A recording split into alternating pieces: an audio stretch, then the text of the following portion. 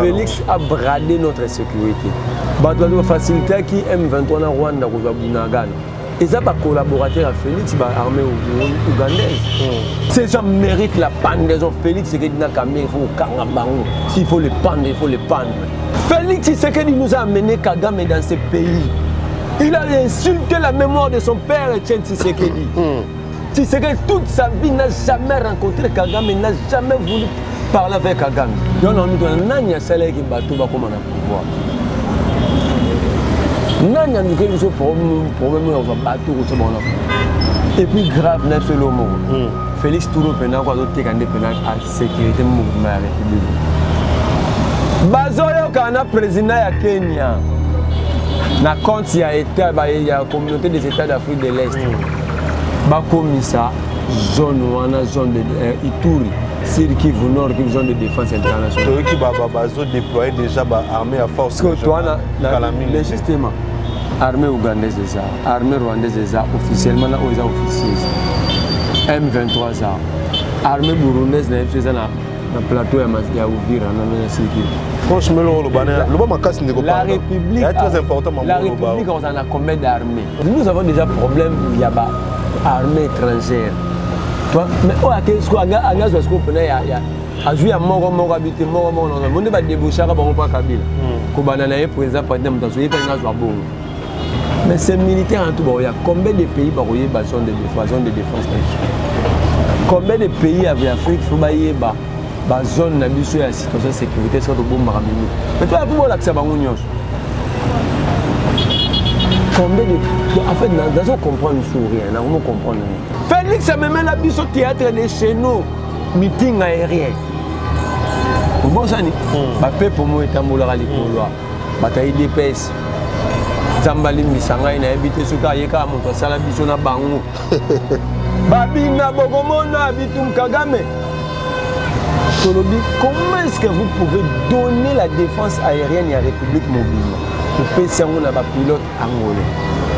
Parce que les pilotes avion angolais angolais na Congo so tambula so za kota sud au comme une altitude telle place telle za zone de défense na bango aérien.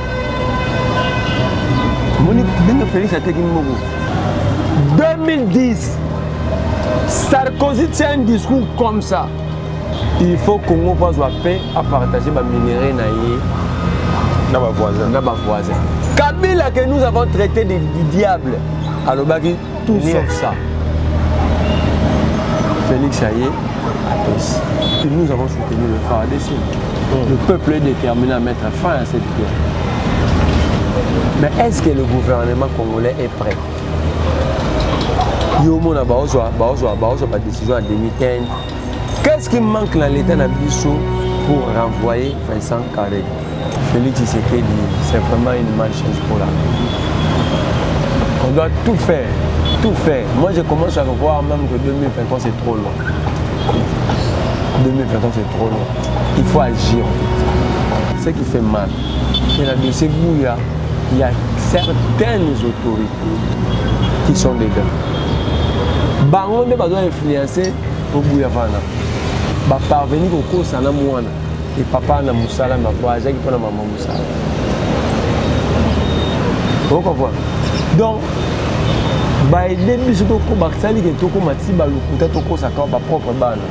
ce type-là, un combo, c'est un agent de renseignement. Il sait manipuler. Mon agent de renseignement, à Rolongolo, Awa. Si on a beaucoup de boulevard pour Bakangai, on ne fait pas confiance à un flic. Très bien. À l'obbi, Ndeko Israël Moutongo a travaillé qui doit utiliser qui moi sniper dans Yves Bouya. À l'obbi, avant Yves Bouya, Maramango est banek déjà. Yves Bouya banek au Batam. Moi, ça Israël Moutongo, bengi moi ça Yves Bouya pour rassurer que Yves que l'eau est zala calme. En tout cas, dans la semaine, papa m'a montré ici. Mon collègue Yves Bouya bimi, des bakani maman Yves Bouya.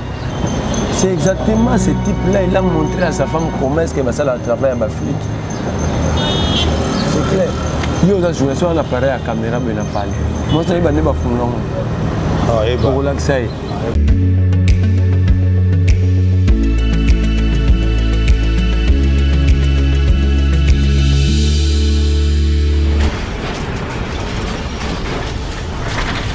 Ma Mission TV, le miroir du monde.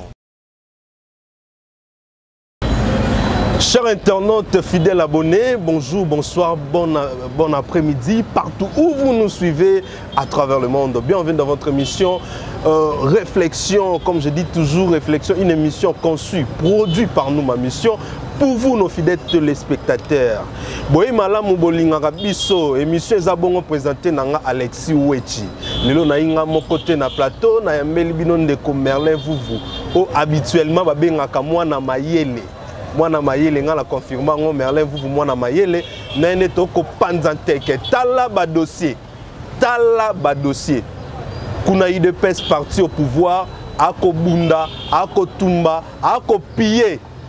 Na bitumba na inajek kuna na kati ya Lubumbashi. Tomoni lisusu koto mokonzi ya mboka alobi eke ba suspendre ba accord o eza ya biso na Rwanda. Mais biso tolobaka totunaka ba makambo ba accord ba yebisaka biso ke mokonzi ya mboka tikala ko signer accord te, mais o ya sengi ba suspendre eza nini. Na Merlin Vuvu toko panza teke tala ba dossier toko so mama ndeko Yves Buya parce que lisusu moto mikolo mbote ndeko Vuvu. Mbote ndeko Wechi, mbote na ba kongomani nyonso, mbote na équipe technique momba ya Ma Mission Télévision, mbote na yemoko pe bibi kapinga sika zali. Merci beaucoup ndeko Merlin Vuvu toko tana ba actualité. Alors on a kolinga to banda na ba actualité.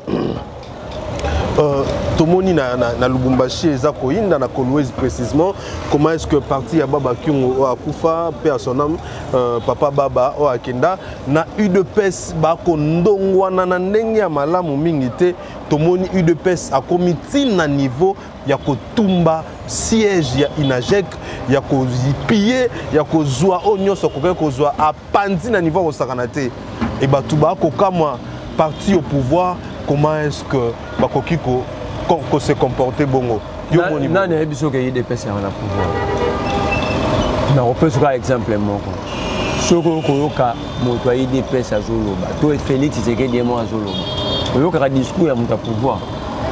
Mais ba na pouvoir te moko na bango azana boko. Biso neto kanisaka bango ba yebi ke ba na pouvoir. Tango Félix azaka ba discours, mo na te ya discours ba opposant. Aho banabino mboke kotambola malamu te mayem dana pourquoi oyalo banazoko ko gérer te na tiki nanga bimboke za malamu te yoke te ya discours opposition to Peter kaza la roba boko loba biso nanu to cheba tout na commandement armé banani faut ba cheba bango bana pouvoir tanga lodio c'est ka éviter que bango bana pouvoir. OK. Et c'est là quand ba konzina bango ba éviter que bana pouvoir comment est-ce que bozi la ba militant ba bana pouvoir. Tango kabuya oloba biso to kobanda ko marcher ti lelo c'est à éviter que bana pouvoir parce qu'en fait ils vont marcher contre leur propre pouvoir. Donc ba éviter que UDPS ti lelo ba éviter que bana pouvoir. Félix Abeso a comme président première action au kanga bakasho clandestin bakasho ba année ba tchaka dans année ti lelo. Bana comme président. Oh maza président ndeko Merlin Vuvu président biso comme Félix. Na bina yo ngaite munazolo bango. Nazola que ba alto na kosi obige a okosi. Yem dans le bien que et vous la bouille. Sera commis président. Mais tant que ça la mara ndenge zale kala. Cela veut dire na comité. Pour ça comment ni message ça la yo alobaki. Akoma na. Na ebiso na tano musutu ala deux catégories batu bana droit manifester ça ko yebisa bakonzi. Ça ba kuluna na bata force du programme de presse. Ba senga autorisation te. Ba komela ka mukonzi mo o ba sali wana. To chaki banana marche après baby. Ba komela nani? Ba komela mère de Lubumbashi. Ba komela Fifi Masou. Ba komela te wana eka bomba na mbamo. To sala bango Clémence to ba koma ezaki marche. Pourtant on va expliquer to za ko manifester na biso bango ne ba ko bimela biso ba ko lumema ngo bongo. To chaki ndia to preto to avancer ba to défoncer bango. To chaki za marche ba komela ki Jacques Yabula. Bah c'est ça qui est autorité. Bah dans la réunion organisation et activité na ba autorité ni po biso za kazo komi ngobila te bo marché te to yo kan desi ba itinéraire bango ba yo kana kina nani. Ça c'est du banditisme au sommet de l'État. C'est du banditisme. Aller brûler les sièges d'un parti politique, ça c'est l'antidémocratie. Et puis va payer, hein. C'est l'antidémocratie. Et c'est l'IDPS, ça manifestation cassée, ça pille. Si vous avez l'IDPS, vous avez un groupe à parti.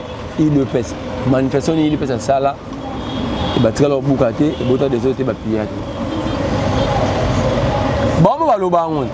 Vous avez le risque de vite, tout le monde va bien le miner, ne va pas au bon mabiso. Bah bête là, on tout le. Si vous avez bah oui là, il n'injecte parce que ma maman va bien à Kala, bah bien bandit, si vous avez ma maman bandit Kala, bah oui là. Qu'est-ce que le parti politique va rouler? Parce que le parti politique, chaque montant a fusionné. Il n'a fait qu'un fusion fédéraliste. l'UDPS, c'est la social-démocratie. C'est ce que va rouler là. De par la conception de la politique, il y a un balai. Pour la même ligne, le c'est un débat exact. Bologna sali bon ba comment ça qui va partir c'est tout l'UDPS. Le but que l'UDPS c'est comme un parti politique en 2010. Et ça a un groupe de pression. Jusqu'à aujourd'hui, ils pensent qu'ils sont encore un groupe de pression. Et tout ça, au monde arabe, quand chaque membre combien de bâtiments qui développent pour 6 mandats qu'il y a députés nationaux. N'a pas de peuple, ils n'ont pas cassé combien de noms, ils n'ont pas cassé de véhicules ici. Combien de véhicules les députés Babouka? Il y a un problème. L'UDPS, pour nous à la rapide, les institutions où on revend de la minute, c'est vraiment la malchance pour la République. Donc moi je pense même que après passage de mon pouvoir, il faut faire tout pour que partout en écoute. Il faut vraiment faire tout pour que partout en écoute. Et l'axe que ce n'est pas un parti politique, c'est un parti qui n'a pas de cadre, qui n'a pas de militants, c'est un parti qui est basé sur rien, c'est un parti donc, qui existe que par l'autorisation légale. En fait, la forme tout le conseil parti politique, ça ce n'est pas un parti politique. Respecter les règlements établis, combien de fois prendre Serge Martin Fayulu, il a fait Bawela ni décidé. Bisot au marché après obtenir faire des compte à bloc patriotique. Martin Fayulu était ba Congo maintenant tout ça il appelle bon bayagi. Ba kuluna ba bimela biso na kauka. Ah ezaki somo to ki ba bambaki mambanga ba bimela machine. To ki ba wela ni kutu aina mwasi na e ezaki pena mu. Ba wela la kin to wela na bango nini pour peut-être nous soutenir FARDC. OK. Donc tu comprends que l'IDPS faut au Bomayango, donc c'est fini, il faut ça. Pour le moment, le gouvernement a pouvoir les a compris, mais il faut faire tout que partout on a existé, suscité, et puis il faut que formenter les députés, les militants pour régler la situation normale. Bon, bazala bon pour nani. Bazala agressif trop. Bazara trop. Si on a dans la politique, ça n'est pas politique. Politique, il y a un salaire d'élite. Ok. Il y a Batamaïel. Ça dit, on est pas militant IDPS. Ça dit, lobby, on va cadre dans IDPS. Parce qu'en fait, il y a une partie pour pas la rab. Bon, lobby, on va cadre. Est-ce que vous comprenez qu'il y a un cadre dans IDPS? Est-ce que c'est un scandale grave? Chantini Moblasispanda, Bougoumès a commis dans les membre IDPS. En face, il y a cité de l'OISK président Vanda Félix sort, rentre à mon abord. Siège maison communale les salatés pendant 3 mois. Bataille IDPS Batia Bakadena. Donc ils ont scellé le bureau de l'État. Dans un parti politique, un fait privé, ils ont scellé le bureau à l'État pendant 3 mois. Parce que ils ne savent pas ce qu'est l'administration publique. Pour moi, le rôle de la même dans la maison, dans la boutique. Mais bango ba kecha ba chaka dena na maison. Donc imaginez bato banga baba. Bato ba kena so mbongo à l'état na bato ba futa ba taxe ba impôt. Bazo salate ba c'est là ba bureau pendant 3 ans. Est-ce que vous comprenez le degré en manque à gagner ou ba coach na caisse à l'état? Pourquoi? Pour suspendre mon taille. En fait, mon taille de pèse à cause de suspendre. Attends, ça libre bavier. Et on a vu sûr que bateau tu as 2 catégories à bateau. Baza ben contrôler ou faut faire disparaître. en termes d'organisation, pas en termes individuels, ils ont des militants, ils ont eu deux pièces. Ils ont des militants. Il faut qu'on ait moyen de parti. Il faut bon. Très bien. Et puis, au bon moment, on identifie les militants pour déclarer les personnes non grates dans la politique, ils ont des partis moussoussoutés. Comme la mentalité, on a des partis moussoussous. Très bien. Donc, c'est fini. Parce que les militants, les gens sont comme cadre. Les gens sont comme communal, comme provincial.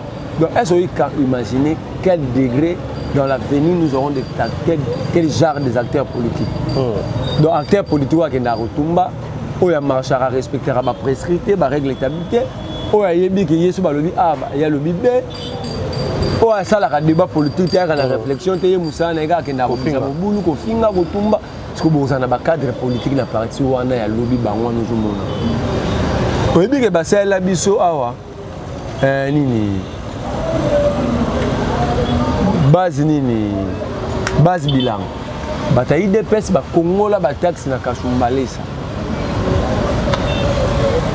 ba côté là na ba minier ba bengana ba exploitant minier artisanal ba bengana ba il de pes a foot ça ba taxe na moka ouli parti politique on a nini 2019-2020, nous avons une base bilan.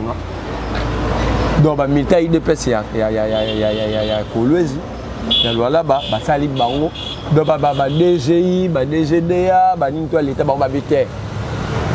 est-ce que vous imaginez le niveau de la base?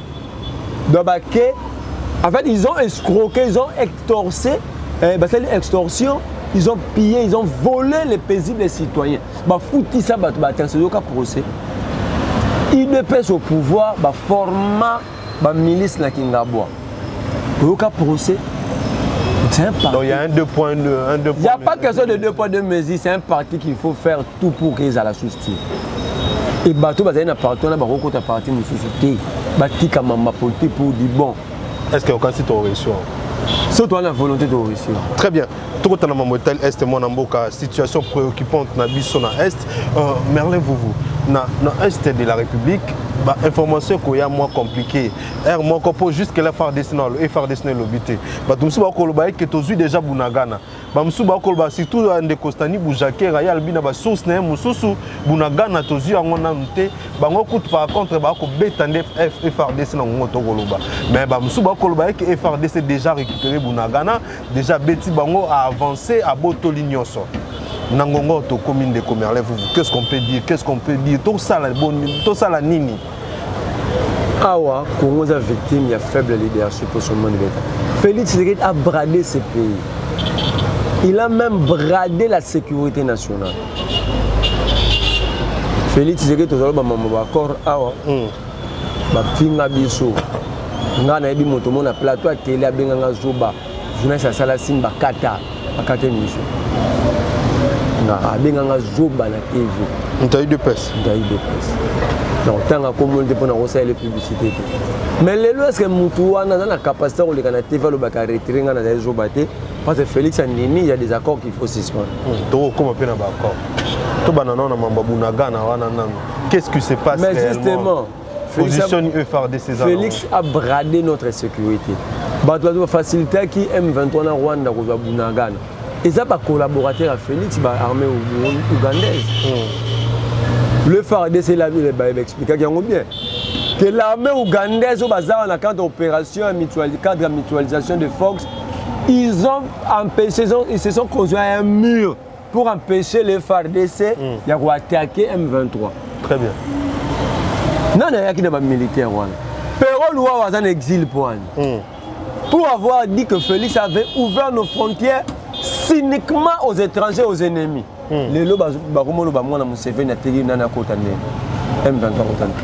Qui avait accepté que la police rwandaise qui nous avait amené Kagame jusqu'au stade de martyr? Baemela biso yo na nyobo ya Kagame eu de pes na INC ya Kamere. Ces gens méritent la pendaison. Félix Tshisekedi na Kamere, il faut Kangabango. S'il faut les pendre, il faut les pendre. Félix Tshisekedi nous a amené Kagame dans ce pays. Il a insulté la mémoire de son père Etienne Tshisekedi.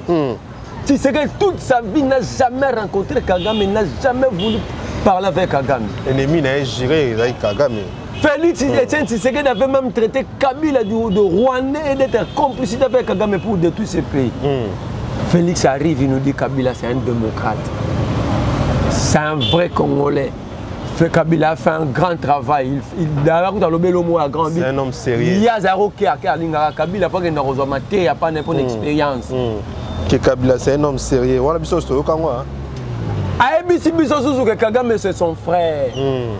On appelle ça. Ah mais biso Kagame. Na mituna ka soki mwana wa mwasi na mona apeme na mama Denise wana. Ndeko na nga wana ya Congolais wana baba kaza mwana ya fait ya président na biso Félix Tshisekedi. Soki Kagame soda ya Rwanda violera mwana wana Félix anga benga Kagame son frère. Toloba mambo oloba on a se souvenir oloba on ba série oloba son frère. Félix Tshisekedi ba violera ba ndeko ni ba Roseline Mbombo. Félix anga benga Kagame son frère. Il a appelé Kagame son frère parce qu'il s'agit d'un citoyen congolais où il y a un tina na bangote. Il y a l'obaki qui a pour ça que non, tous à la relation malam. Ce qui va violer la rabane de Gouné à Bastomo Ananga, dans la relation malam. Est-ce que vous pensez que Kobongsanayana Kagame ça pour un intérêt personnel, tous à qui pour un intérêt en Boka? Et ça simplement amateurisme, faible leadership. Félix Nabiso to marché en opposition. Je vais renvoyer quelqu'un au Rwanda. Félix Tshisekedi n'a pas discours, c'est les devoirs de mémoire. Il n'a pas discours à opposition. Kagame est en connivence avec le pouvoir. Ça dit, il y a pas de problème. Il y a pas que c'est Kagame. Mais par quel miracle Kagame a comme un frère naïf. Kagame ne sera jamais sincère. Il faut avoir un faible leadership pour penser que Kagame sera sincère. Parce que Kagame, pour Rwanda, Kagame est un bon président. Pour Rwanda, Kagame c'est un bon président. Asa Kabitumba pa na bango te bango ba raté.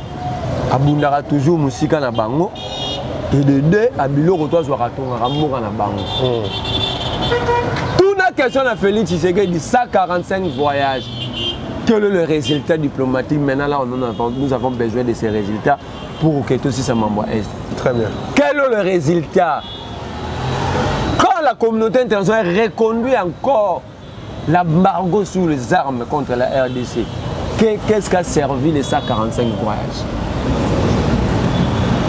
Ben, c'est une diplomatie agissante, diplomatie agressive. La communauté internationale demande au Rwandais de cesser de soutenir les M23. Mais qu'en est-il de l'embargo sur les armes? Parce que tout le monde a besoin de Mamindou Poto Bunda. On n'a pas besoin d'un discours, nous avons besoin que la communauté internationale ait un embargo sur Mindouki. Parce que tout le monde m'appelle Mindouki, tout le Rwanda. Très bien. Donc, en fait, Félix, nous avons un voyage la mire à la matation, nous avons une photo de la pyramide d'Égypte. Moi, quand je photo de Jean-Claude Van Damme, moi, le premier président qui a une fleur dans la tombe de Jésus. Après 2000 ans, 22 ans. Félix a dit, donc, hier, je vais une fleur. Mais Félix a dit, non, il a Jésus fleur. Et puis, il sait que Jésus, ça c'est quoi? À la chrétien, il a fait devenir, nous, ça c'est quoi fleur? Donc, à fleur, à Bossana qui a 45 mètres. Pasteur Rolanda Londé a fait des fêtes à Ramabé. Tu à terre, on est bien. Il y a un peu de maintenant, mon dimina a habité les 60 ans. Comme ça, qui existe toujours. Mon dimina a que n'a fleur na tombe ya homme. Ça, c'est quoi, Zonga Nabaza parmi les vivants. Oui, il crée c'est grave, là. Oh, bon. Mais si on a bien oui, mais bien à l'hôpital. Mais quand même la question qui n'a été pas. C'est grave ça. Vous comprenez? Donc parfois je regarde mais il y a ça là que Félix Tshisekedi comme président. Ce qu'on Mbeba peut faute, il y a Félix Tshisekedi dans Mambo pour les. Mais on a cette sauté. Mais à Fongoli ba frontière na biso. Tout le bara Rwanda Ouganda. 6000 militaires ougandais ba vanda na plateau ya Massi ya Uvira, Burundi pardon. Ba vanda na plateau ya Uvira na Sud Kivu. Donc Félix a côté ba Burundi. Soit disant ba elle na ba rebelle Burundi ou Félix a tiré longtemps en combo na bango. Est-ce que je comprends le niveau président? C'est-à-dire, le monde est devant la raboya. tu as deux cartes dans le secteur. Autant que ça rabat la carte, il y a RDC, il y a la province, la limite, la lac, il y a une carte administrative. Mais la carte, il y a sécurité. Ils ont une zone de défense, une zone secrète. Il y a un état-major général. Même moi, mais tant que nous avons James Kabaré, ils avaient droit à la zone. Tant que Félix Aye, il prend l'armée ougandaise, il va piloter l'opération de mutualisation.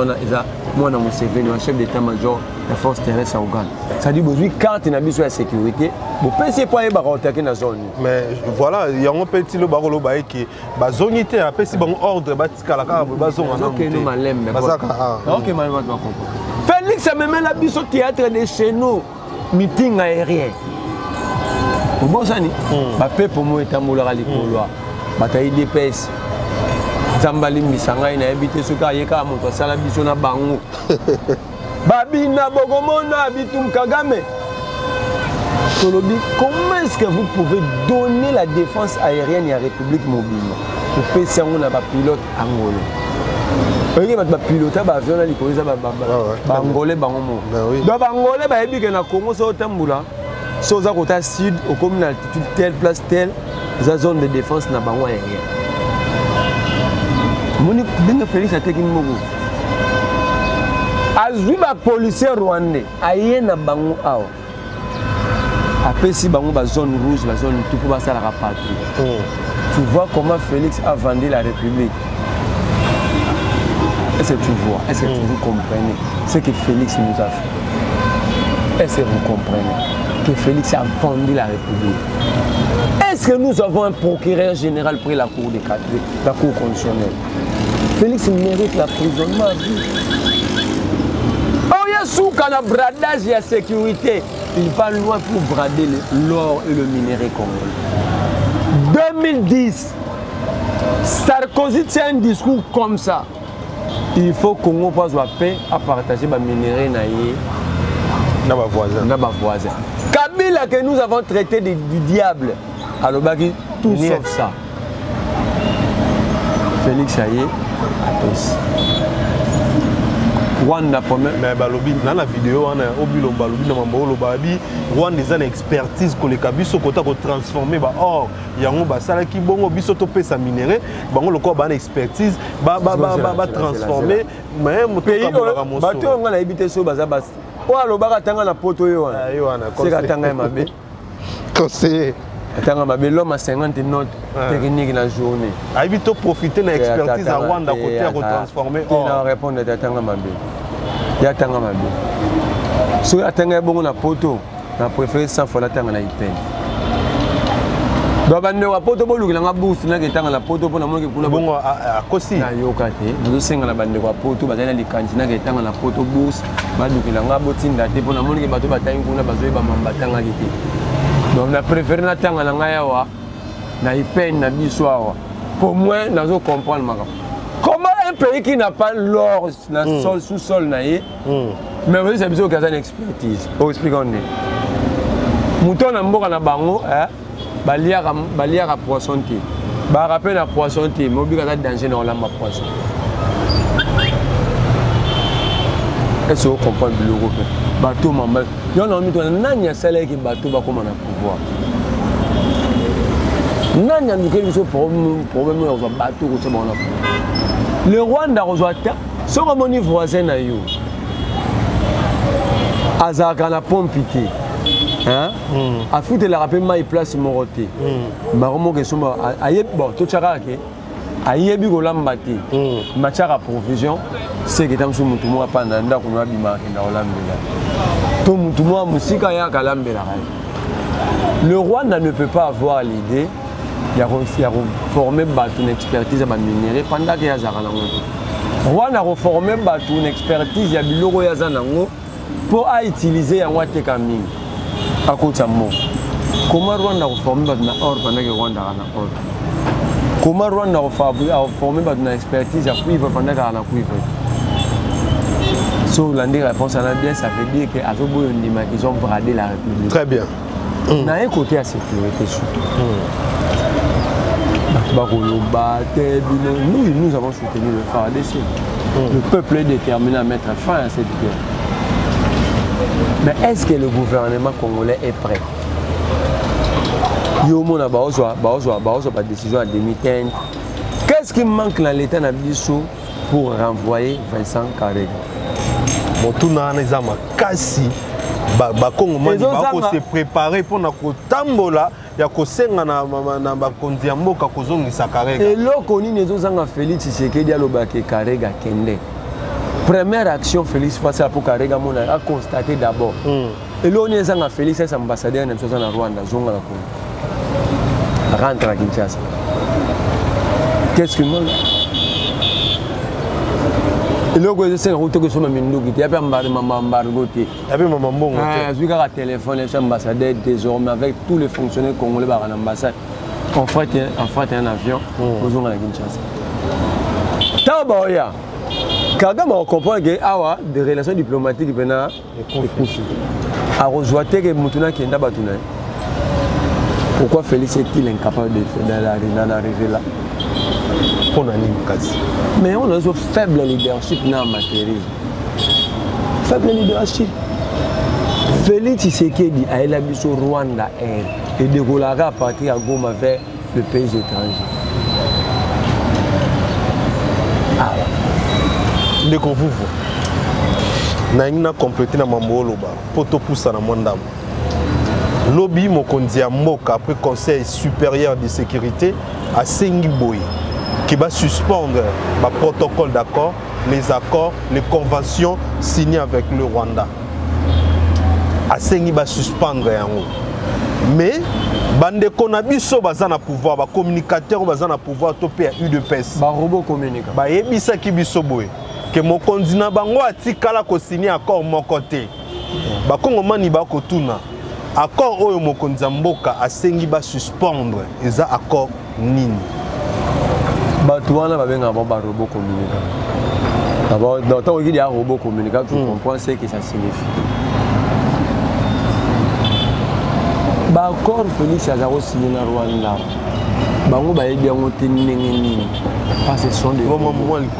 Parce que ce sont des robots, on a besoin de manipuler, on a téléguider.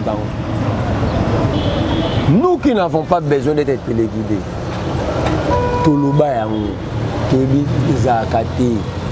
donc en fait, Félix Tata, tant que il y a raffinage à or.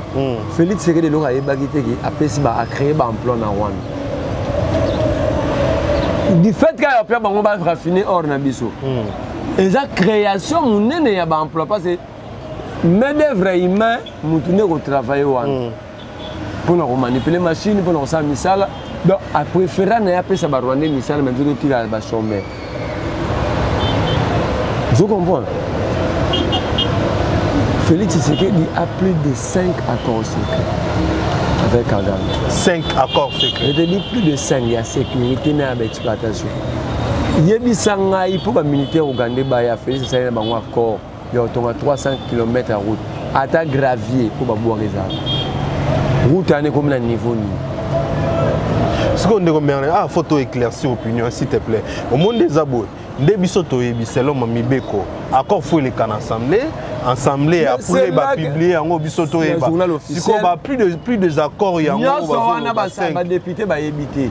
Il y a un bano que tu en as été là, bano combien de fois tu en as député. Caméra écoute tout le traité de Burundi avait démissionné parce que Kabila savait que l'Urumo c'est qu'en assemblée et au côté armée rwandaise. Caméra a démissionné puis il disait allons un peu perdu. Pourtant, il y a un déclaré dans RFI qui est maté parce que les gens ensemble. Mais les gens ougandais, ils sont ensemble. Les Rwandais, ils sont ensemble. Et puis, grave, c'est le mot. Félix Touro, il y a un sécurité mouvement de la République. Bazoyo, quand on a président de Kenya, na compte, il y a la communauté des États d'Afrique de l'Est. Comme ça, zone de Ituri.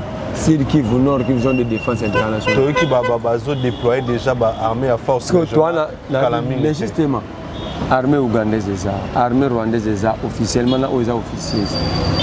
M23 ça, l'armée burundaise n'est pas ça, le plateau ya Uvira na circuit.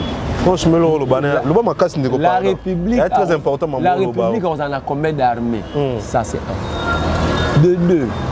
Qui va coordonner toutes ces opérations? Tant que c'est ça, tout le monde ensemble va bien arrêter les délinquants. Mais tout le monde a dit la mutualisation des forces. Qui va coordonner? Ça va coûter combien? Qui va payer qui va prendre en charge la facture? On va pour faire les gagner nini. Est-ce qu'ils vont exploiter les minéraux? Il faut aussi exploiter les minéraux. Mais ils vont exploiter à quelle quantité? Pendant combien de temps? Bon, exploitant le mécanisme, il y a des contrôles, nous surveillons.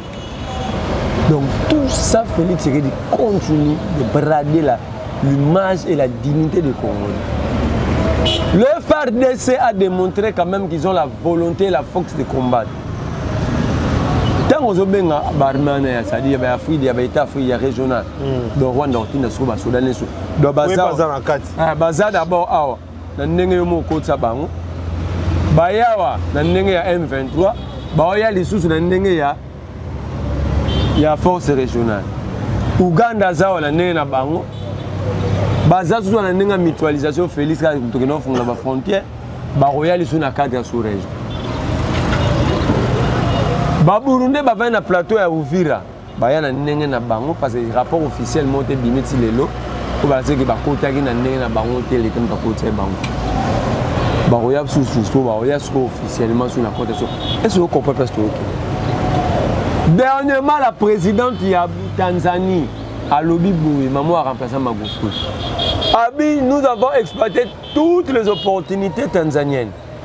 Toi, on a mais quelque part dans la sous-région, il y a une terre d'opportunité où tout le monde peut aller sans même demander permission. Vous voyez qu'à degré, on va considérer que c'est un Congo. Quelque part, on va. Mais la Tanzanie voit que l'Ouganda prend. Rwanda,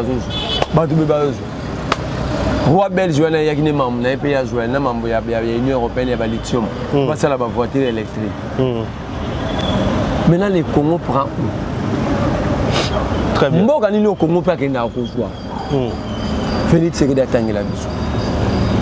Ceux qui voient là bas voisins, boyo kanate, pour salir n'engue musique à l'obaki, ton ami. Les États-Unis bat ton ami entre Bango et Mexique. Trump a déjà prolongé encore Messi Magiki. Donc, de combien les boyés, il y a armée régionale. N'engue kolinga koya pour na kosi. Les abradage à souveraineté, les abradage à souveraineté. Nous avons déjà plusieurs. Mais ils ont des mots autant. Bien. Autant besoin de la carte de convention. Et puis autant que dans le pays aussi au pays au monde qui armée ou la pays ou la n'engue na bango baya qui na pays ou. Si vous armée nous sommes Félix a dit baya ou ya sous régional. Bah la déjà ah. Est-ce que les militaires kenyans bazara ah. Si autant baya sur la carte régionale, tu vas comment combien. Donc ce qui veut dire tout simplement Félix Tshisekedi, c'est vraiment une malchance pour la République. On doit tout faire, tout faire. Moi, je commence à voir même que 2023, c'est trop loin. 2023, c'est trop loin. Il faut agir vite. Parce que nous avons déjà problème, il y a l'armée étrangère. Mais qu'est-ce qu'on a il y a mort habité, mort, on ne va déboucher à Kabila. Kobanana est président, par exemple, mais ces militaires en tout, il y a combien de pays qui ont une zone de défense? Combien de pays en Afrique il faut qu'il y ait une zone de situation de sécurité? Mais toi, il faut que tu aies combien de... En fait, nous comprenons rien, nous comprenons rien. Très bien. Donc, merci beaucoup. Il faut faire trop vite car guerre à Est, il faut un leadership fort. Un leadership fort, une vision claire. Malheureusement, Félix n'en a pas ni une vision, ni tout n'a pas encore question. Quelle est la politique nationale de la sécurité? Très bien. Merci beaucoup de commander. Vous votre mot Kenda Pena, moi lentement sûrement dans cette émission la biso na kolinga to kota makamandeko Yves Buya parce que yoza parmi bateau pe bako bunda po et que mon mboka retrouver ba liberté na dossier comme il est na fixation. Malgré tout, Israël Mutombo a retiré plainte, mais le dossier comme une fixation.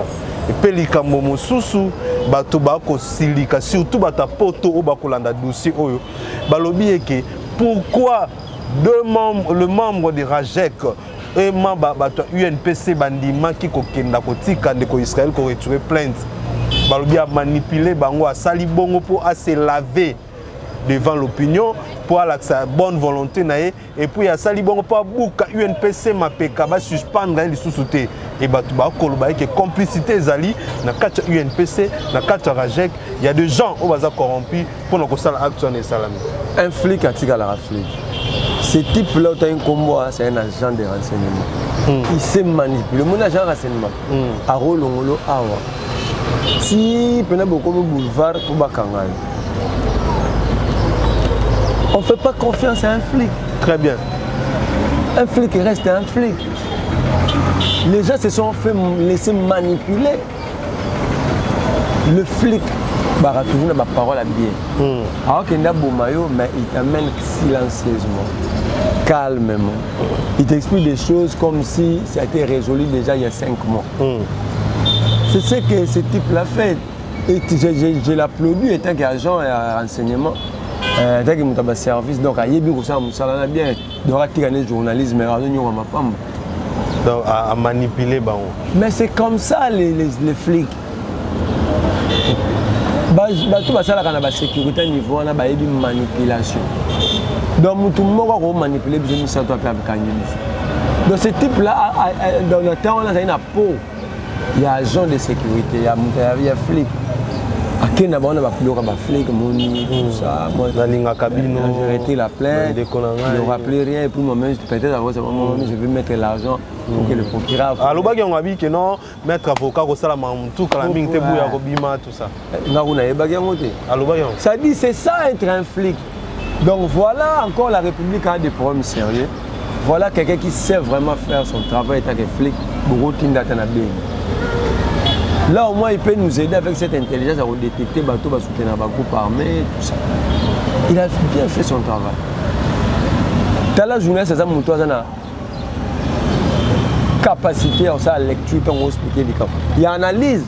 Parce qu'en fait, le journalisme, il y a traitement, information, ça dépend de l'analyse, de la capacité à comprendre. Mais à Memi Bangobo, c'est que lui, il a quel niveau.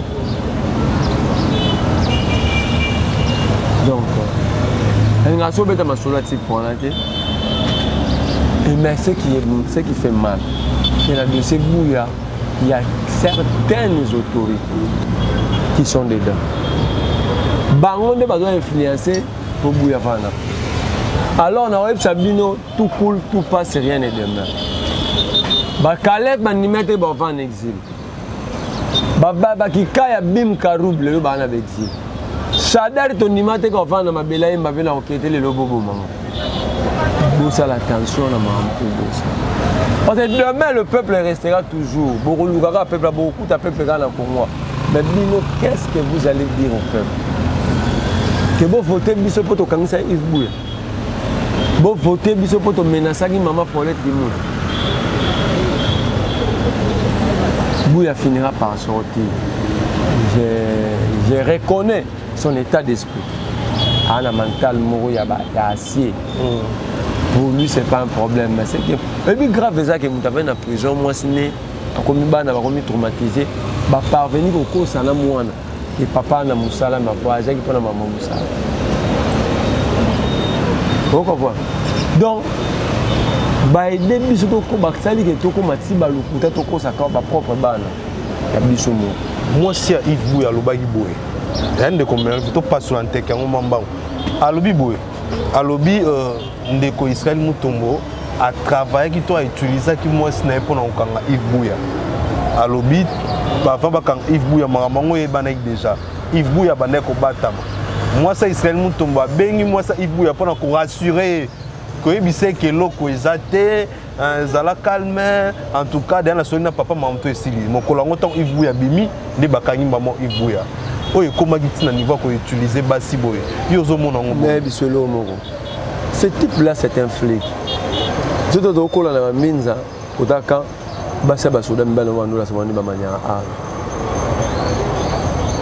Ça dit à Rosa a été dans le quoi boyi baso armes qui ont manipulé. Bana basoda ba ebe mamwana aza mwana soda mais ebo kanga Keni. C'est exactement ce type-là, il a montré à sa femme comment est-ce qu'elle va faire le travail à la flic. C'est clair. Il y a des journalistes qui ont un appareil à caméra, mais ils n'ont pas. Moi, je suis venu à faire pour relaxer. Pour ça, il y a des gens qui ont fait un appareil, on a l'image de sa carte mémoire, on a téléphone. Cette femme d'Israël, si elle est vraie, oui, il y a des échographies qui m'ont confirmé. Il a fallu même aller à la TV déjà, mais moi, je me dis même que tout ça, c'est la faute de l'INPC. Pourquoi Baradia qui Perro Noir? Pourquoi même Sabiso Perro Noir à Baradia qui est pourquoi? Parce qu'il avait fait quoi? Mamou Perro, le bague devant Félix, ah, Bassimi Balé, Basouane, il a été. Bassimi Balé, Barefoula, mon quoi. Alors, ce Perro, le bien est infractionné. C'est quel type d'infraction? C'est ça l'homme d'État vit dans la sobriété. Ça c'est un. Deux. Perro Loire a le même accord secret. Pour radier na INPC. Les lois va suspendre l'accord. L'accord on a besoin de nimang. Alors, pour radier n'importe le bail beaucoup radier été. Joël Kadenanga Azala renvoyé na poste na ya président ya comité disciplinaire INPC. Oh, INPC avait estimé que Joël Kadé a kangisa qui patrie locale a facilité l'arrestation locale. Mais awa bozaku na muto za infirmier aza flic ya ebi mama journaliste était beaucoup c'était un intrus na carte corporation. C'est un mouton noir. Mais boutique ya kangisa journaliste de formation na carte métier na yemoko il le fait arrêter et pas manipuler Bilonios. Le problème, ce n'est pas qu'à manipuler, bon, mais elle va découvrir qu'à manipuler, bon, bah, ça on a dit qu'il y a des traîtres, hein, Nakatsuana, Batumsusu, Bangi pour Israël, après ça, Bango Bakov, tout ça, Bango Kokarobe, Banana était. Moi, le bagi qui bali, Nakaeming, Bango Betalisolo qui bali, Nakaeming. Dans mon émission, Moko Bazaki, Nabatomoko, Baba, soit disant bataillon sacré, ben, on va mettre Bazen, mettre Pinda. À cause s'attaquer. Na kolutu na ngai Paul Touchou ako s'attaquer wana Israël Laurent Nyemba abina Paul Touchou bilo musu ya bambongo so ayebini basaka na pesa ga bakop abibo pousser ngate na bimisa nyonso abeng ba minable yo ka yo te je préfère na ça qui au diable baso ba bige ba gote sei ba Peter Tchani ba na ba minable mais sur le plan intellectuel entre Barona yi dans la minable. Entre Peter Tiani, Gauthier Sey, Paul Touchou, Grand Mick Bibi Kapinga, Yo, Maman Tatiana, Joël Kombi, Juba Jeunesse et Bébé, M. Balinatin, Mouloutou Jarry Koumane, Serge Kabon, Louis-France Kouzeki, Louis-France Kouzeki, sa recteur. Toujours une de non cours. Toujours la journée, c'est au basal de la salle de la communication. Naï, nana banane ya minable. Au Colanda, ce qui est aussi la journée, c'est sur la tanga binonion. Parce que l'intelligence, cause la minable était ça cause la cerveau. Cause la minable était la voiture. C'est pour ça que dans la voiture, tout ça maël était au robot mayango. Donc ça la dégâts. En fait, de l'autre côté, Mandegwana orgueil. Il est tellement humble de lui-même. Il pense à être au-dessus. Mais après ça, un journaliste, c'est Bakop. Il y a un journaliste, c'est Bakop. Ce qu'on appelle ça, c'est qu'il y a une corruption. Parce que le journaliste vivra dans la publicité. La chaîne de médias vivra dans la publicité. Il y a ça Bakop. Ça veut dire que les locaux, on appelle ça Bakop. Le journaliste vivra dans la publicité. n'a pas droit à imaginer. Parce qu'il y a peu ça rabango copain, mais toi il va appeler l'autre. C'est bien de le dire, mais ça raconte ni. Attention quand un flic a d'autres personnes à quand un flic on peut se cop nini il faut aller biso ba journaliste va beta marana ba marche asara ba cop ya za Jean ça cop ba ninga miso ba cédé ba ninga na bango après ça bango cop ni azwaka mbongo à l'état pour na ndenge ya sécurité pour à corrompre ba journaliste il faut bisa biso parce que biso dans la problème de monde que média ils ont fonctionné comme ba médiatique ba média ils ont fait simplement information comme il faut ça dit lui il est à la base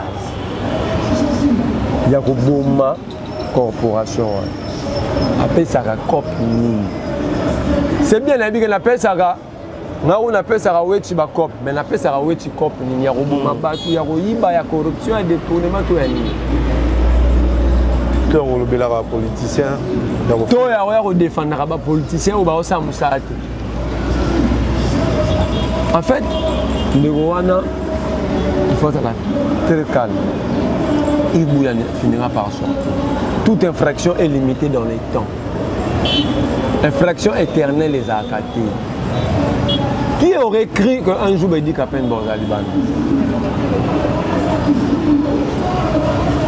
Donc Yves Bouya finira par sortir. Très bien, merci beaucoup. Et tant Bouya Robima, il va tirer les conséquences. Naya bateau ba traître. Voilà ba traître. Naya bateau oyo ba obundelaye. Na vis-à-vis à Nimutu à Ndegouane. Très bien. Ce qu'a dit Balinga Kaimi. Là, c'est vérité, je me dis que c'est possible. Tozo lingayo te pour kangisi Yves Bouya. Peut tokotika la lingayo te. Très bien. Mais message nanga makata ko senga na ba Congolais surtout ya diaspora, opération désabonnement. Beaucoup de 60 000 euros se désabonner na chaîne wana. Babela. Naza ko encourager bino pour moni moto so aza moto ya renseignement. Ah, ça. 70 personnes désabonnées déjà. Plus de 60 000. Ah. Tout le monde est meilleur cool pour la chaîne. Ok. Peut tout le monde va quitter hein. Il faut ici là. Na ko ça bande na diaspora. On va bomela muninga musala. La zo pesa conseil lingi. Allez ça moi yo lingi ndek muto la daka mingi na poto. Pour ça qui commentaire ba sai ba kota na service de renseignement flic wana tindi ba bakangeli kuna. Parce que tant qu'on a page ya muto za flic. Il faut de la prudence. Nga zo sunga bande ko ngai bana poto pe ba sunga nga. Nga penda ko sunga bango. Na boyelo me ko kulutu na nga mo na poto bakangaki pour ça qui commentaire na émission ya flic moko boy. Bo se désabonner massivement. Bo longwa pena botika chaîne wana polele pour sécurité na binopé. Et zo dépendre na wo. Ba rapposer. Et ce mon a peut-être c'est na zo be la matériel. Et ce mon a bouya, ce mon a bibi kapinga. Et ce mon a lui France, elle va ngaza kana mutu kana kana mbongo na tonga ndako. Ce mon a ah tu as comme matériel il y a quand des bongo contre bongo matériel mukeba za locataire non mukeba za locataire il y a l'équipe mukeba ina mna mael c'est ça la richesse comme mukeba ça veut dire moi je comprends pas pourquoi tu appelles matériel mais qui m'ont ibité ton la corruption c'est ça normal. Donc moi, on a la matériel, c'est tout dans un pays pauvre. Où le peuple va souffrir. Mais un journaliste, chez nous, on a sur le calcul, il y a combien de contrats de publicité, ça a combien en termes de... Oui, tu peux contribuer pour ça la chaîne. Ça va être la chaîne au Canada. Il y a une chaîne à droit de l'homme, il y a une chaîne à droit de l'homme, il y a mais au moni mais ba kongo mani musu ba ta contribution na bana ba M-Pesa na ba compte bancaire oui ba tchaka ba compte M-Pesa chez moi et puis yebaki comment est-ce que l'UNPC peut accepter un militant d'un parti politique à comme un journaliste où est le respect de la déontologie et le traitement des informations, la partialité, l'impartialité ou la neutralité en fait dans le cas il y a traitement information parce que ça des militants d'un parti politique. Très bien. Mais ndeko vous aussi ici pena to comme na suka émission na biso alors biso aussi sakabo été lokola bandeko na biso est ba ko kufa to aura toujours des cœurs na bango et to salara de nos mieux otokoki osala na maloba mpona koreconforte bango moi liloba réconfort na bandeko tout oyo bana este oyo bakosubir bamassacre ya liboso na félicité comité bétidia travers la République le 30 juin concert ebeta mate po biso tokoaccompagner bétidia nyonso akongo na marche marche ya le 30 marche ya bétidia naye koconfirme ngwawa ah bon le 30 juin kongomani nyonso tambola na balate bapola FARDC balati na bachapeau babimbongo ndambo ekende na este na FARDC on a besoin de 500 francs ba quitter le peuple déjà futara ba taxe mbongo ekota na caisse à l'état poani babeta concert pour ba mbongo na basomela ba député c'est ça po Youssoufa annulé à concert nande ba daju ba annulé ya wana notre pays a un problème ça quoi na ndaku te mboka za ndaku na biso eso mona na ndaku nini koto batu ba ko fêter koto ba kolela matanga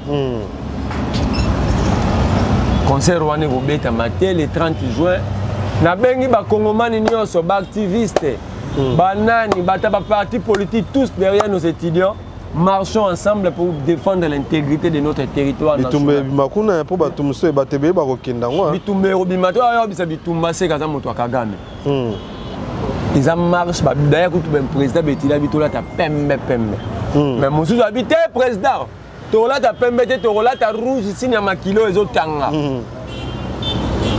Tola baba donc concert à Boupia. Concert wana tina na ngoya te soki jiba lingi concert ebeta ma kebeta on a ruturu. Tona beni ndenge on sert celui qui en a besoin. So ba lingi ba pesa jour na FARDC ba kebeta on a beni tona na walikale. Awa biso to on a besoin luka ba solution pour to tinda kuna pour sécurité côte. Bato bana posa bazwa esengo pe bamona taki nzambe akanisi bango ata 1 heure d'ité esengo ça bato bana beni bana munagana jibe poto ni makoto ni FARDC qui no beta concert baba do baba beta match ya suka ya mondial na zone à conflit na boake bango pe ba kende kuna concert wana exalté quand déjà exalté et puis toujours communiquer surtout pour la marche à Bétidia on est le 30 juin batu bwana diaspora bo benga bandeko na bino mukolo na ba accompagner Bétidia à travers la République bozana baba le combat des nombreux bozana baba quand nous peuple nous allons encore sortir pour soutenir les étudiants ensemble avec l'État de soutenir ba FARDC et de défendre la République pour boy jouissance pour boy ba fête zanga mutuna makolo musique ya wenge so na CD na ndaku na koyoka soldat na goma so ache casque pour appeler mamuke akoyoka dans la posa concert surtout na première série na ba champion na Russie bakata na Ukraine bakata na ba championnat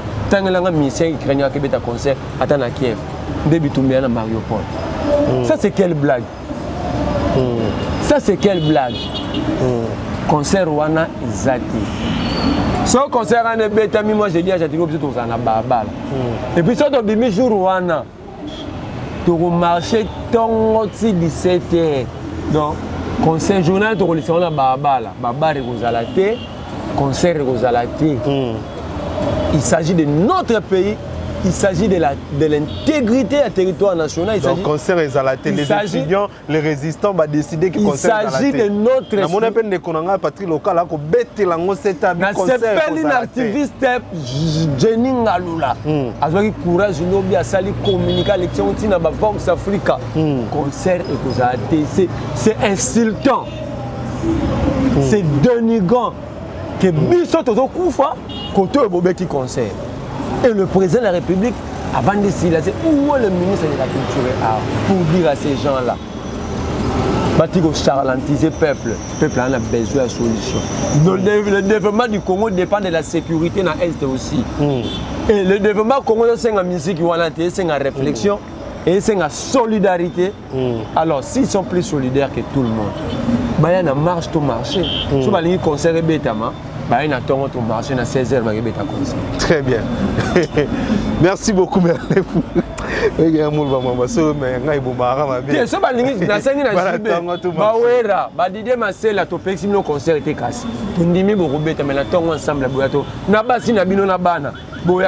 la République. Après, on a pas très bien, merci beaucoup, cher internet fidèle abonné, comme Nasuka. Merlin, vous venez à lobby. En tout cas, Bissopé, tout ça contre. Contre concert wana et kobeta te au moment où bato ba kokufa na este na place bo louer ba podium ba minene outi poto toyoki ba réalisateur ba outil poto ba ingénieur de son ba outil poto mbongo boko futa bango wana to wana posa ba 500 francs te po za pe conseil moi ya ofele déjà tala fali ezape tala ofele fali amemi ba vivre na ba non vivre na FARDC akeni ye mutu si na ville ya Goma te presque na Bunagana fali azali kuna oui azali na ville ya Goma te pembe na Bunagana pembe nyesika ba M23 baza aye kopesa ba soda biloko jibena ora pe baki bakene poto ndima bango ka concert wana robeta te fali est allé voilà un Congolais azui mongo na beti concert te azui na compte na ye abimisa ki opesa bravo fali asengi peut-être na obeta concert mbongo wana otinda kuna te déjà ba Congolais basombaka CD na ye tokotisaka de ya mbongo azui siko na ode ya tokotisaka abimisi akei siko ya bango en tout cas fali pupa aigle king batika bavanti wana merci na yo api babimisa bambongo bango ba compte wana basa ndenge fali ake pesa bango balinga mbongo bango balinga concert na ebeta po bazwaka ndamwa mbongo etikala po bazwi ya ba avance et 13 ko ba avance na bazongo so ba beti 4 administrateurs balingi ka mbongo ba 4 administrateurs na bafi combien 300 000 300 000 ya na reste 150 000 150 000 basi bango 150 000 avant jour boulé siko 1 million 200 ka pona bango kasi okini wata basolo bana beni wana et puis mbongo na ndenge tozoyo te ndenge toyo ka te producteur à concert wana ya solo c'est Félix Tshisekedi ndenge tozo ka to eza bongo avant Félix akende Kenya il avait reçu Mama Amadou Diado bango ba comment bakomi réunion de dernier réglage bazar régler entre un producteur de musique et un président de la République. Très bien, merci beaucoup Ndeko Merlin vous tosuki pour na lelo ezalaki bongo mwana maele Merlin vous concert ane ko beta te to tele milango tina suka biso pe to wana ba caméra na biso to nzela ma wana ba étudiant kuna et ko beta te pour le 30 juin et bongé à la jour où il y a méditation le 30 juin bongé à la jour où Biso toujours indépendance des 30 jours. Aujourd'hui, ce pays ne vit pas son indépendance. Moko to vers indépendance na biso. Et bango va choisir date wana symbolique pour na biso. Baba Alpha Blondy va ça ba maman na ba conférence débat avec les étudiants. Pourquoi ba jibela wera ba ko sa honte? Oui ba beta conseil ba conférence ba pe matière et bon ko sa honte la bien. Pour na nini bango baliga to blondes intellectuels baliga to bango pe balo ba baza ba intellectuel baya débat beti ba so marché ba tshebso na stade de Martinique Alpha Blondy ça na Cameroun tshebso na stade de Martinique ba jimela ora ba vendre ba kiti et tant que ba artiste ba opesa vision na politique na bango commerce ba ko aider république mon balua ta ba tu so bango ba ko kate ba ju ata ba professeur ba bengisi ata ba professeur pourquoi les 30 juin une journée si symbolique pour nous. Ça fait totaliser 62 ans d'âge. La République est par terre. Nous avons touché les bas du sol. Mais Bango,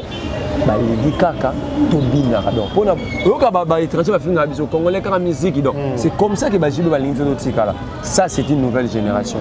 Génération, cette génération, c'est la génération qui prépare l'avenir du pays. Nous ne voulons plus avancer Rwanda. Journée à indépendance, la journée dans le pays, tout ça va défiler. Côté nous avons conférence et débat. Qu'est-ce qu'il y a? Donc en fait, les journées à bilan. 62 ans, qu'est-ce que nous avons fait? Voilà. Qu'est-ce que nous n'avons pas fait? Et là, on est terminé. Pourquoi est-ce que comment répartir sur de bonnes bases? Tobina radia chaque jour batbarana banyang. Feti ba feti batbarana bakapela na babwa. Tobina kati mukoloni. Ndombolisation ve nanga Jean Ngubala lobaka. Boko ndomboliser mutu a congolais. Donc bozela mutu na classe aya kobina na martyr. Oye intellectuel ou un étudiant, avant de réfléchir, qu'est-ce que tant qu'intellectuel, je peux proposer comme solution dans ma mesure de la Est de la République. Mais il y a un étudiant à réfléchir à Robina. C'est que je vais comprendre. Mon ibiso est tokoloba. Bato bakokanga biso baene babenga biso bata ene bazalu na ebite Kongo mboka na ngai nzamba tsanga na oza jaloux na ngona ni ngai moi je dois rester positif par rapport à mboka nanga. Très bien. Alors positivité wana na tikala au regard wana positif et donc pousser ngana za la exigeant na contrôler pour que mboka nanga ete kamate bato baboma yango te bayibate tala makambo koleka awa pa ya Gentini ngobila na kulutu na ngai Jean Lucien Mbusa ke na respectaka mingi mais kulutu limbisanga awa tombe na se mingi loko tombe na se eza makambo ya Congo nga fona loba très bien est-ce que vous imaginez que bandeko na yo bandeko na nga ba Congolais ba saka musala ya commerce extérieur ba kata bango prime mbongo na pesa ke ndare banara te ah bon ya redevance minier bato bake kota tina bazamba bazwi ba risque olokota bakangisa ba tax wana ba eli yo mokonzi bolie yango bango ba kotwa te ah bon au détriment la loi reconnaît que bato wana ba na 20% comme prime de risque ya récolte ya ça dit c'est une façon ya législateur ya repousser bato wana ba récolter ba mbongo belé pour aider l'état passer misala mbango so bozo qui peut bango bien te bozo bango charge bien te mo ba sa musala très bien maman oya secrétaire général à commerce extérieur à niveau national maman wana na 2017 na 2017 na relation mikanda pour la okeno malembe grave au monde ke ba comment falsifier na mikanda na ministère ya commerce extérieur provincial pas ya motoyi DPS osé badiba ah bon zelana l'action malembe pour ngai na boy balobote ayaki okosela biso yango wana tolukaka mikanda comme belema dénoncer bango dénoncer papa dénoncer oyo to wana 2007 kulutu na biso Jean Lucien Mbusa soy cameraman a rejoint yango bien Jean Lucien Mbusa a sala notification hein bozo mona na cachet République ministère zwa pena kota signature mona ke ya kulutu Jean Lucien Mbusa a sala ngoni neza commission d'affectation a tinda batu oyo na commerce extérieur provincial ba division urbaine na Kinshasa a tele biso maman Esther Kitiki Madinduku matricule neza 687 786 chef de division provinciale ville de Kinshasa grade na eza 130 na habité sur 130 pa na bango l'accéning baye ko tiawa bango balobi lieu de résidence Kinshasa province cette désignation donne droit à la prime c'est-à-dire batindio la division urbaine na compte la province na cadre de décentralisation motigali agent ya commerce c'est au niveau national alors on a le droit à ba prime no bakata maman au prime banda donc azwaka prime te azwaka te na ba agent o bazana yi nyose ko kena na poche ministre azwaka te ko kena poche mingi ministre nde atiki se maman on a secrétaire général azwaka mbongo ah bon olie basuka wana maman ouais secrétaire général a remonté na maman ouais suspendre ba agent maman a respecté prescrit constitutionnel parce que la constitution nous dit ceci aucun individu a un droit à exécuter ordre mal donné décision nini ba suspendre maman pour aboy ko suspendre ba agent arbitrairement maman ya secrétaire général ya commerce seni yo soki ba yebiso likamoli ko sa te na ko sa nene za bato ba sale lokote baza ba agent na yo te yanga te baza ba agent ya l'état azo suspendre maman tant suspendre pas ko yo ka ordre au ministre au pesa te tant suspendre maman a lalité accueilli à saisir conseil d'état balimbi sangai pour voir la mikanda pour ba mona te que peut ouvrir au cours là-bas pour ba jaloux oyo eza mikanda ya conseil d'état ba ordonnance soko tangi ba loba na katike ba avocat ya ville ya Kinshasa ba avocat ya république do ba avocat ba ko défendre le ministère ya commerce extérieur na compte ya république ils n'ont pas argumenté ba reçu ko argumenté ti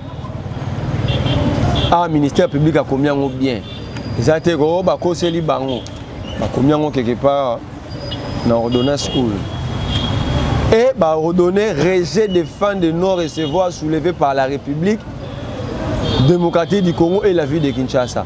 Article 2. Reçoit et dit fonder la demande en référé de Madame Kiti Makinounou Esther. Merci beaucoup, mon amour. Conseil d'État a sali notification. Maman Wana, il y a secrétaire général à Boy pour exécuter décision conseil. Or, la décision du Conseil d'État est exécutoire et s'impose cause est susceptible d'aucun recours. Boya on dit. Maintenant, l'action état des droits à bateau. Maman, on a pour moi la secrétaire générale à l'école école légataire. On a une boy. Ah, aux hommes, awa, makambo est sérieux, yango mona nina sur yango mwangonga.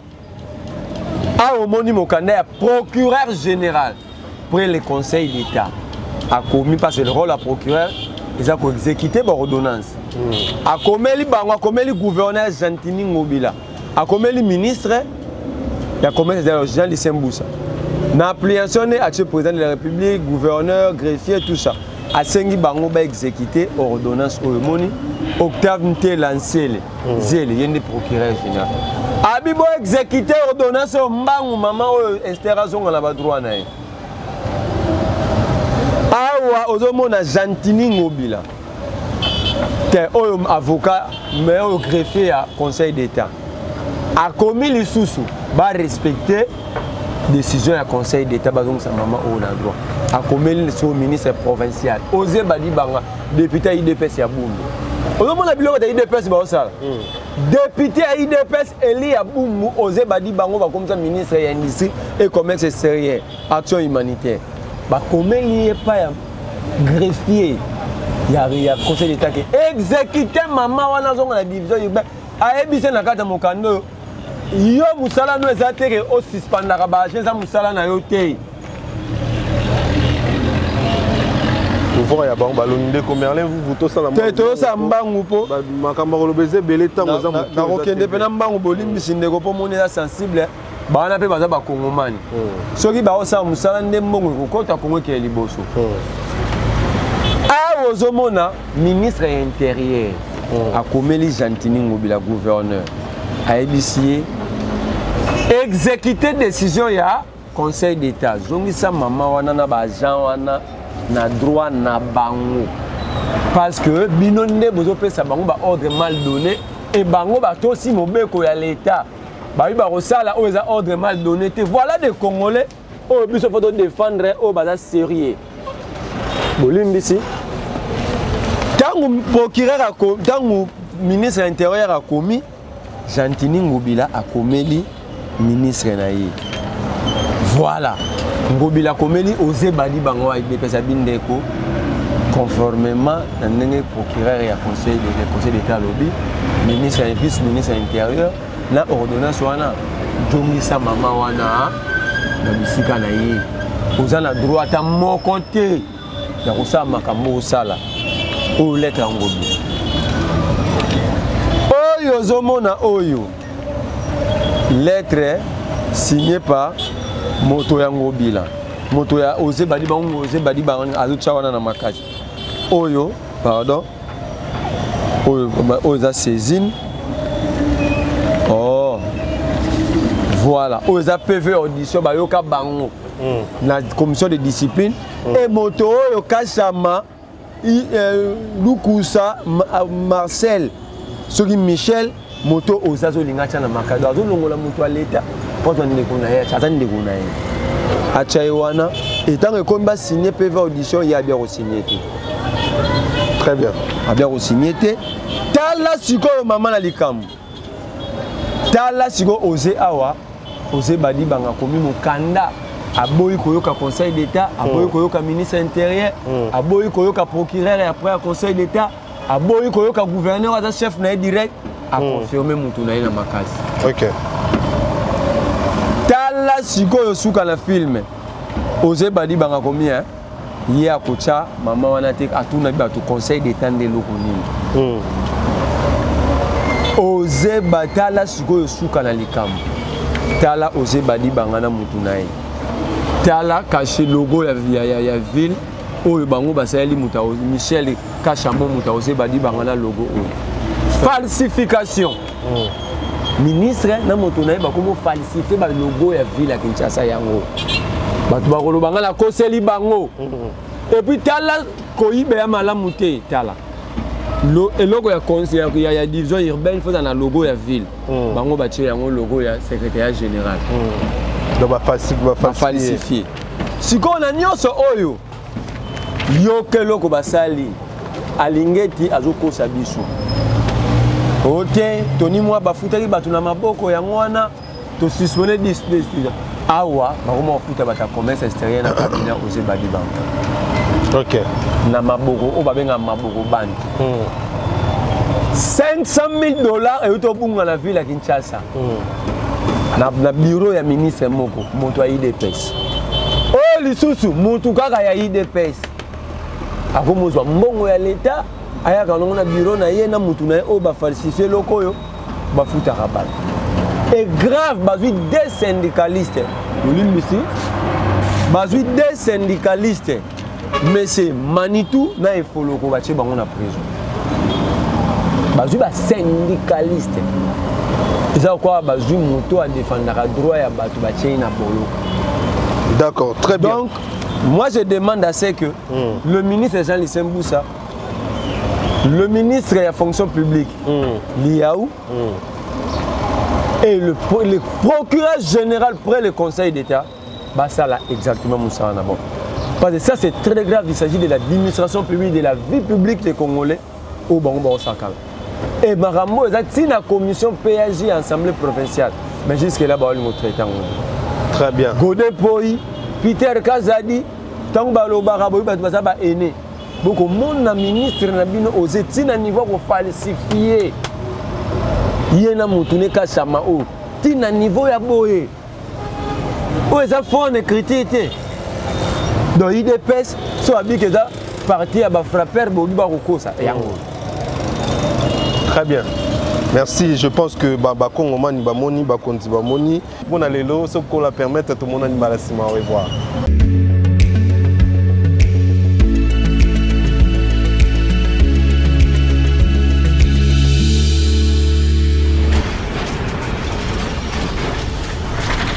Ma Mission TV, le miroir du monde.